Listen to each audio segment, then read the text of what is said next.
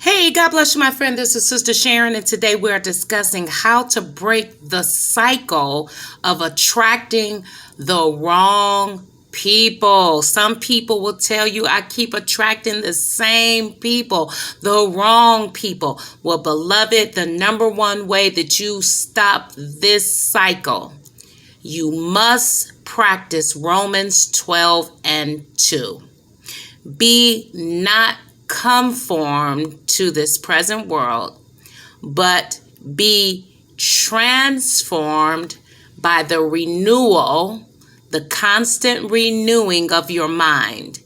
And in so doing, it brings us into what we call boundaries. Boundaries are established through standards, expectations that you have of yourself and others. Until you raise up the standards, the boundaries, the values in your life, you will continue to attract the wrong people. And this is easy to do when desperation is driving you. If you are driven by desperation to have other people to pretty much guide your life, validate your life, friend, you will be miserable because many people are guided by others' opinion of them. But I want to give you 12 areas you want to consider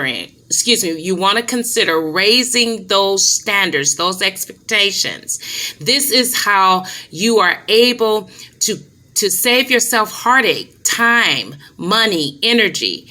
Beloved, you got to raise your standards. And remember this adage, eagles don't fly with pigeons. Eagles, oftentimes, you don't even see them with other eagles. They just be hanging out by themselves. They fly alone. They hunt alone. And this is where the scriptures tell us, beloved, that we must, wherever we find ourselves, we must learn to be content. Contentment is a weapon. It is powerful, and it will protect you from those that should not be in your life. Let's look at some areas that you may want to consider. Number one, and again, these are not in any particular order. It's just things that came in my heart that I think, beloved, you got to have some type of expectation of people who just come into your life. Number one could be hygiene and health.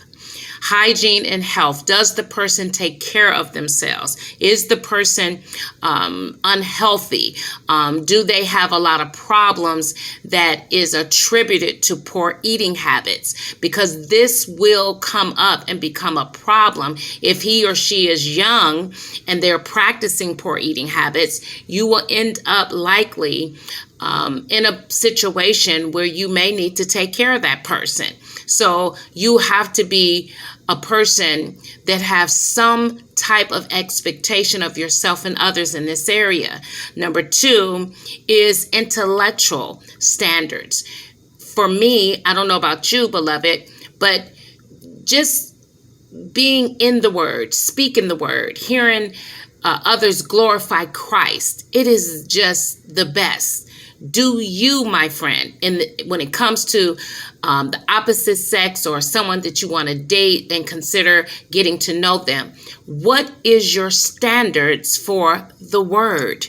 What is your conversations going to be about? If all they're talking about is sports and worldly entertainment, constantly, bringing up things that are dark and very lowly in life, beloved, that person, that's their conversation. So if you don't have a standard where you say, I want someone that stimulates my heart for Christ, not for the things of this world, that is a standard that you have to put in place, and you will save yourself a whole lot of heartache. If you are a student of the word, I can assure you, beloved, ain't much to talk about if you with somebody that ain't in the word, because you love the word. You want to be around that. Number three, the standard of, this is an easy no-brainer. Do they like people? You could tell how people interact with the waiter, the person who might give you the tickets at the booth, the person who might park your car. You got to pay attention. How do they treat people? Because likely, my friend, that's how they're going to treat you. Number 4, do they like children? How do they treat the little people?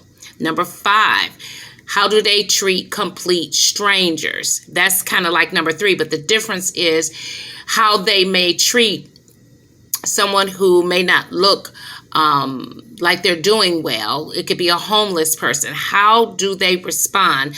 Number 6, work ethic. Do you have a standard for work ethic? What is your personal work ethic?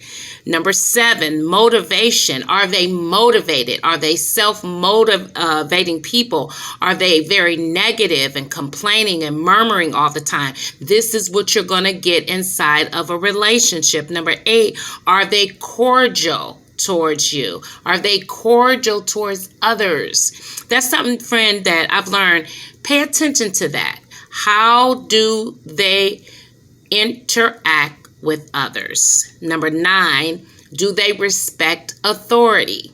Beloved, we know there's a lot of police brutality. It's a lot of things that has happened even in the last year in our nation. But I always get a red flag or a side eye for people who are disrespectful to our police officers. That is a no-no in my book. They are people of authority. And yes, many of them abuse that. I won't say even many, but there are some. But for the most part, most peace officers, that's really what they are. That's the meaning of police, really, is to maintain peace. For the most part, many of them are not. And it's not personal. They're just, those that's bad, they're just bad people. But when a person is constantly mocking and putting down and bucking up against authority, you need to pay attention to that, my friend. If they get pulled over for running a stop sign and they have cussing out the police, you need to get a side eye on that. Oh, yes.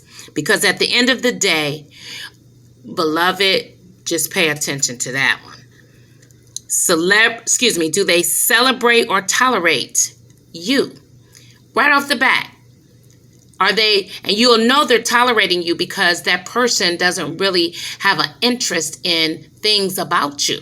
So there are people who will just tolerate you because they don't have nobody else. So they string you along. They're not really interested. They just string you along. Number 11, ministry.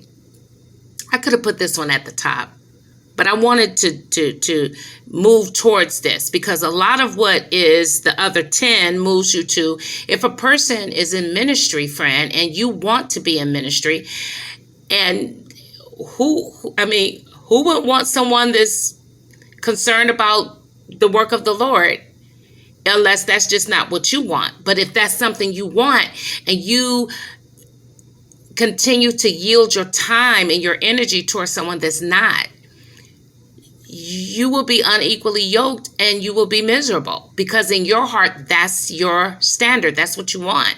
So friend, you need to look for that. And if that is not present, don't go further than your first encounter, your first date, if you will. Because ministry, my friend, if two people have the same mind for Christ and the work of the Lord, that's powerful and that's awesome. But you got to know that's what you want, ego. If the ego want to fly in this area, you can't hang out with the pigeons that don't want to fly in this area. He or she that has an ear to hear that. And number 12, is the person moody? Are they angry? Are they joyful people? Are they constantly quiet and you can't even get in their heart and their mind? If you compromise and go along with these types of things that are very simple, my friend, you can end up miserable. Eagles don't fly with pigeons. If you have standards and boundaries, they will protect you from going along with the common birds. A pigeon is a common bird. And last but not least, before I close this exhortation, women, you may be attracting the same old simply because you are sexual and provocative in your attire. And many of you know, as I've constantly put this out on the channel, it is against God to use our bodies in a sexual way. Our body is His temple. So when you are setting it out, breasts, hips, and thighs, got your sexy on, you could very well keep attracting the flies and the pigeons. And you'll say, but I'm smart. I have this, I have that going on. But the man was attracted to the booty, not your brain. And he will leave you in that posture in his heart and treat you accordingly, because that's how you caught him. Enough said. Eagles don't fly with pigeons. Till next time, my friend, God bless.